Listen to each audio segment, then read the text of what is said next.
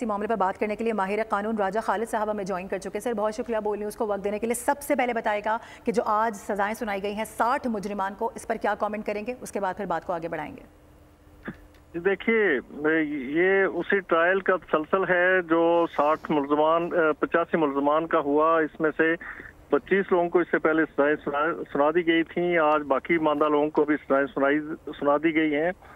इसमें जो इम्पोर्टेंट बात है वो ये कि ये जो प्रोपेगेंडा किया जाता है स्टेट ऑफ पाकिस्तान के खिलाफ और गवर्नमेंट ऑफ पाकिस्तान के खिलाफ, और ख़ासकर जो हमारा वेस्ट है, इस पे बड़ा ही वो सीखता है।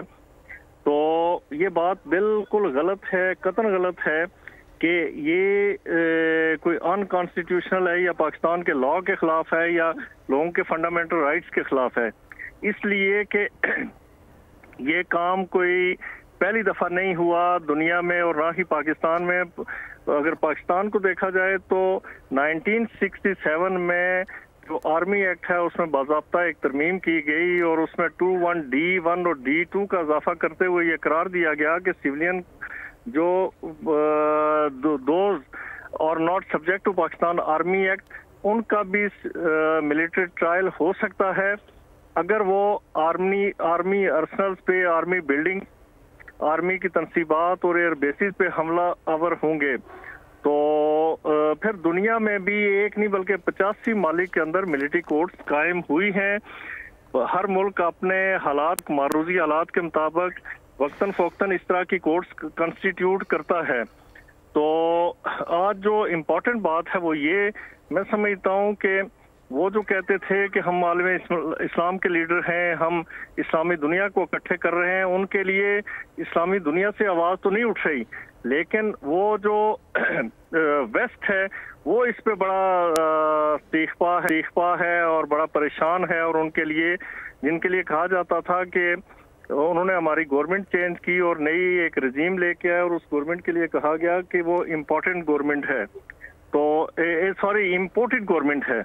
तो आज वही लोग उनके हक में खड़े हैं। इसका मतलब ये है कि आप उनके परवरदा थे, आप उनके खास लोगों में से थे जिन्होंने आफिया सिद्दीकी कता कलामी की माजरत, लेकिन ये जो आज सजाएं हुई हैं इससे ये बात वाज़ेह हो रही है कि एस्टैब्लिशमेंट पर किसी किस्म का कोई जी कोई प्रेशर नहीं है। पाकिस्तान एक सोवरन मुल्क है, पाकिस्तान पे प्रेशर होना भी नहीं चाहिए।